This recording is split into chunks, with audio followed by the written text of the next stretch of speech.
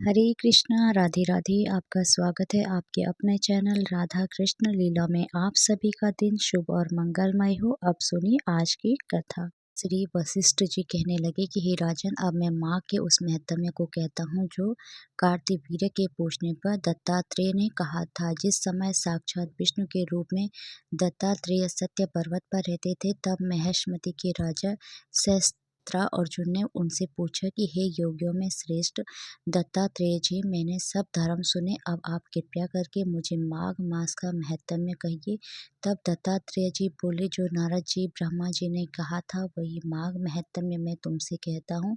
इस गर्म भूमि भारत में जन्म लेकर जिसने माघ स्नान नहीं किया, उसका जन्म निष्फल कहा गया है। भगवान की प्रसन्नता, पापों के नाश और स्वर्ग की प्राप्ति के लिए माघ का स्नान अवश्य करना चाहिए। यदि यह पुष्ट व शुद्ध शरीर माघ स्नान के बिना ही रह जाए तो इसकी रक्षा करने से क्या लाभ। जल में बुलबुली के समान, मक्खी जैसे तुच्छ जंतु के समान यह शरीर माघ स्नान के बिना मरण समान है। विष्णु भगवान की पूजा न करने वाला ब्राह्मण, बिना दक्षिणा के श्राद्ध, ब्राह्मण रहित क्षेत्र, आचार रहित कुल, ये सब नाश के बराबर है। गर्व से धर्म का, क्रोध से तप का, गुरुजनों की सेवा न करने से स्त्री तथा ब्रह्मचार्य, बिना जली अग्नि से हवन और बिना साक्षी के मुक्ति का नाश हो जाता है। जीविका के लिए कहने वाली कथा, अपने ही लिए बनाए हुए भोजन की क्रिया, शूद्र से भिक्षा लेकर किया हुआ यज्ञ तथा कंजूस का धन, यह सब नाश के कारण है।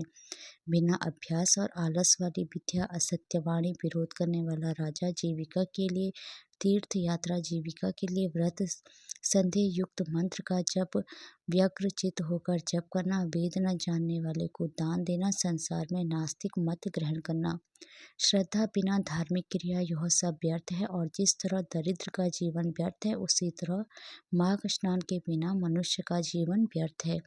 ब्रह्मघाती, सोना चुराने वाला, मदिरा पीने वाला, गुरु पत्नीगामी और इन चारों की संगति करने वाला माघ स्नान से पवित्र होता है। जल कहता है कि सूर्योदय से पहले जो मुझसे स्नान करता है उसके बड़े से बड़े पापों को नष्ट करता हूँ।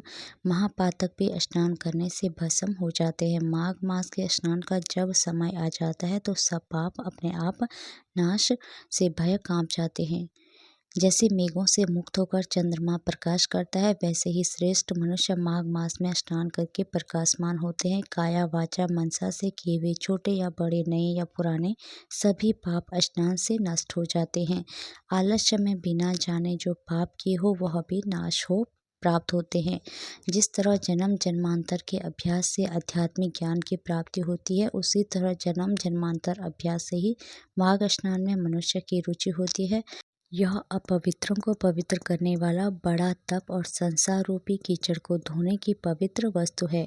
हे राजन, जो मनोवांछित फल देने वाला माघ स्नान नहीं करते, वह सूर्य चंद्र के समान भोगों को कैसे भोग सकते हैं।